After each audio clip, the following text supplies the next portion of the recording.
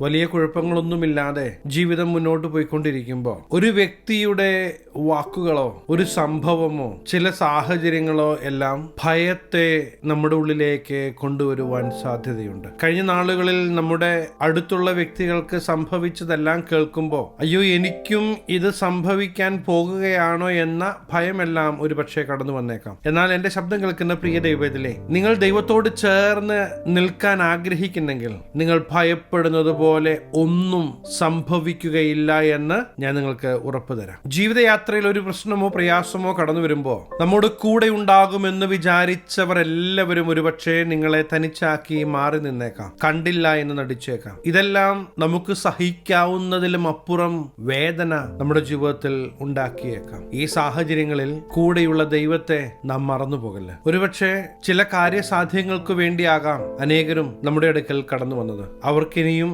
നമ്മോടൊപ്പം നിന്നിട്ട് ഗുണമൊന്നുമില്ല എന്ന് കാണുമ്പോൾ അവർ കടന്നുപോയി എന്നും വരാം.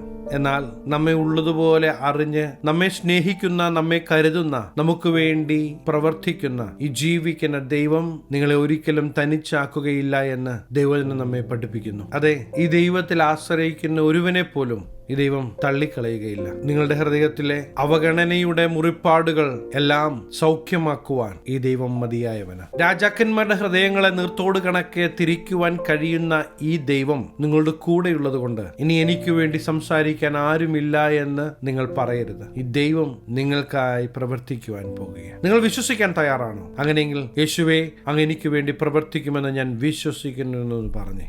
സാഹചര്യങ്ങളെ നോക്കി എല്ലാം അസാധ്യമെന്ന് സകലരും പറയുമ്പോഴും ഈ സാഹചര്യങ്ങളുടെ മേൽ അധികാരമുള്ളവൻ പറയുകയാ, ഞാനുണ്ട് നിന്നോട് കൂടെ, നീ ഭയപ്പെടരുത്. ഈ ദൈവത്തെ വിശ്വസിക്കാൻ തയ്യാറാണോ? അങ്ങനെയെങ്കിൽ ഈ ദിവസങ്ങളിൽ തന്നെ നിങ്ങളുടെ ജീവിത യാത്രയിൽ ദൈവപ്രവൃത്തി നിങ്ങൾ കാണും. നമ്മുടെ എക്സ്പീരിയൻസ് വെച്ച് നമുക്ക് പല കണക്ക് കൂട്ടലുകളുമുണ്ട്. എന്നാൽ ദൈവത്തിന്റെ പ്രവൃത്തി എന്നത് മാനുഷിക ബുദ്ധിക്ക് അപ്പുറമാണ് എന്ന് നാം തിരിച്ചറിയേണ്ടത് ആവശ്യമാണ്. ദൈവത്തിന്റെ ഇടപെടലുകൾ എന്നത് സാഹചര്യങ്ങൾക്കനുസരിച്ചല്ല പ്രിയ ദൈവത്തിലെ. അതുകൊണ്ട് തന്നെ നിങ്ങൾ ഇന്ന് ആയിരിക്കുന്ന സാഹചര്യത്തിൽ നിന്ന് നിങ്ങളെ പുറത്തു കൊണ്ടുവരുവാൻ ഈ ദൈവത്തിന് തീർച്ചയായും കഴിയും. പരിഹാരമില്ലാത്ത പ്രതിസന്ധികൾക്ക് മുമ്പാകെ മനുഷ്യർ നിസ്സഹായരായി നിൽക്കുമ്പോൾ അത്ഭുതകരമായി പ്രവർത്തിക്കുന്ന ഈ ദൈവത്തിന്റെ പ്രവൃത്തി അവനിൽ ആശ്രയിക്കുന്നവർ കാണുക തന്നെ ചെയ്യും. ഇന്ന് നിങ്ങൾ ബുദ്ധിപരമായി ചിന്തിച്ചിട്ട് ഒന്നും നടക്കുകയില്ല എന്ന കൺക്ലൂഷനിൽ എത്തുമ്പോഴും വീണ്ടും നിങ്ങളെ ഓർമ്മിപ്പിക്കാൻ ആഗ്രഹിക്കുന്നത് നിങ്ങൾക്ക് സാധ്യമല്ലായിരിക്കും, പക്ഷേ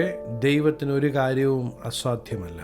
അകാരണമായ ഭയം ശത്രുവായവൻ കൊണ്ടുവന്നിടുമ്പോൾ അതിന്റെ മേൽ യേശുവിന്റെ നാമത്തിൽ നാം ഒരു ജയം കൽപ്പിക്കേണ്ടത് ആവശ്യമാണ്. അല്ല എങ്കിൽ ഭയം നമ്മെ വാഴുക തന്നെ ചെയ്യും. നമ്മുടെ ആരോഗ്യത്തെ പോലും ഈ ഭയം തകർത്തെറിയുവാൻ സാധ്യതയുണ്ട്. അതുകൊണ്ട് ഭയം ഹൃദയത്തിന്റെ ഉള്ളിൽ കടന്നു വരുന്ന ഏതൊരു സാഹചര്യത്തിലും ഓടി വന്ന് അഭയം പ്രാപിപ്പാൻ നമുക്കൊരിടമുണ്ട്. അത് കാൽവറി ക്രൂശിൽ നമുക്ക് വേണ്ടി രക്തം ചിന്തി നമ്മെ വീണ്ടെടുത്ത യേശു ക്രിസ്തുവിന്റെ പാദപീഠത്തിങ്കലാണ്. അങ്ങനെയെങ്കിൽ ഈ ദൈവത്തിന്റെ അടുക്കലേക്ക് ഏത് സമയത്തും അടുത്തു വരുവാൻ നമുക്ക് കഴിയുന്നെങ്കിൽ തീർച്ചയായും സാഹചര്യങ്ങളോ സാധ്യതകളോ അല്ല നിങ്ങളുടെ നാളെയെ തീരുമാനിക്കുന്നത്. നിങ്ങളുടെ നാളെയെ തീരുമാനിക്കുന്നത് ഈ ജീവിക്കുന്ന ദൈവമാണ് എന്ന് ഓർക്കേണ്ടത് ആവശ്യമാണ്. നമ്മെ പോലെ തന്നെ ആയിരുന്നു യേശുക്രിസ്തുവിന്റെ ശിഷ്യന്മാരും. പരിശുദ്ധാത്മാവിനെ അവർ പ്രാപിക്കുന്നതുവരെ യേശുക്രിസ്തുവിന്റെ കൂടെ നടന്ന് ദൈവം ചെയ്ത വലിയ അത്ഭുത പ്രവൃത്തികളെല്ലാം കണ്ട് അതിന്റെ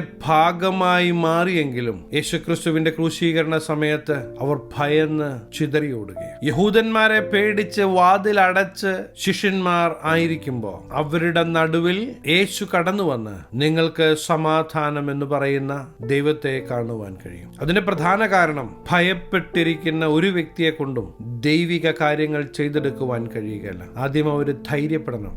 ഇന്ന് ശിഷ്യന്മാരെ ധൈര്യപ്പെടുത്തിയതുപോലെ യേശു എന്റെ ശബ്ദം കേൾക്കുന്ന പ്രിയ ദൈവത്തിലെ നിങ്ങളോട് പറയുകയാണ്, നിങ്ങൾ ഭയപ്പെടല്ല. നിങ്ങളുടെ ജീവിതത്തിൽ നിന്ന് ഭയത്തെ പുറത്താക്കണം.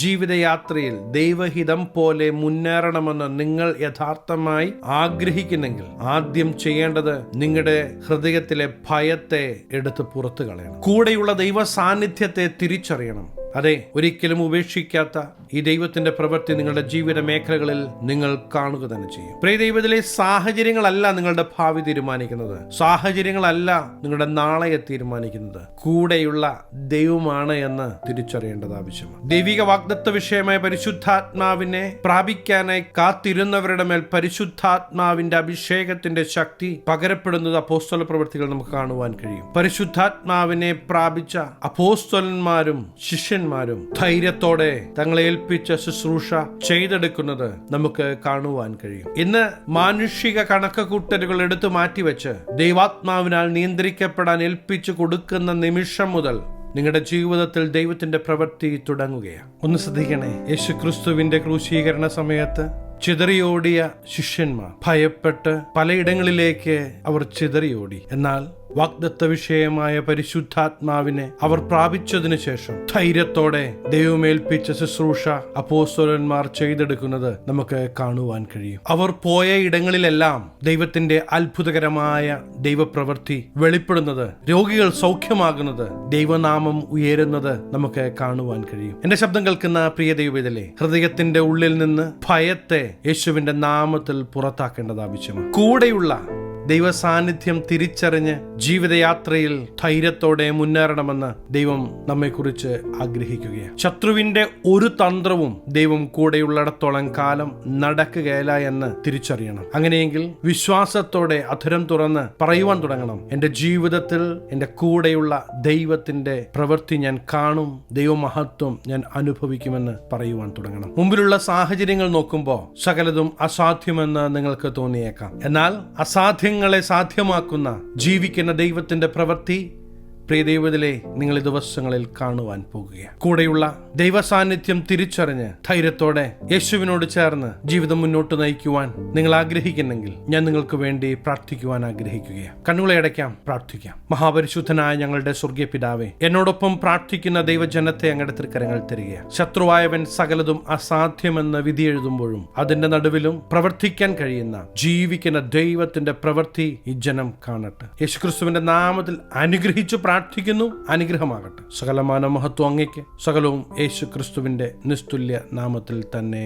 ആമേൻ. പ്രിയ ദൈവത്തിലെ, യേശു നിങ്ങളോട് കൂടെയുള്ളത് കൊണ്ട് തീർച്ചയായും നിങ്ങൾ ഒരു അനുഗ്രഹമാകും. അതെ, ഈ ജീവിക്കുന്ന ദൈവത്തിന്റെ പ്രവൃത്തി ഈ ദിവസങ്ങളിൽ തന്നെ നിങ്ങൾ കാണും. ഈ ചെറു സന്ദേശം നിങ്ങൾക്ക് അനുഗ്രഹമായെങ്കിൽ തീർച്ചയായും ഞങ്ങളെ അറിയിക്കണം. അനേകർക്ക് അനുഗ്രഹമാകേണ്ടതിന് സ്നേഹിതർക്ക് ഷെയർ ചെയ്യുക, ഫോർവേഡ് ചെയ്യുക. നിങ്ങൾ ഈ ചാനൽ ഇതുവരെ ആയിട്ടും സബ്സ്ക്രൈബ് ചെയ്തിട്ടില്ല എങ്കിൽ തീർച്ചയായും സബ്സ്ക്രൈബ് ചെയ്യണം. ദൈവം അനുവദിച്ചാൽ അടുത്ത ദിവസം നമുക്ക് വീണ്ടും കാണാം. Stay blessed.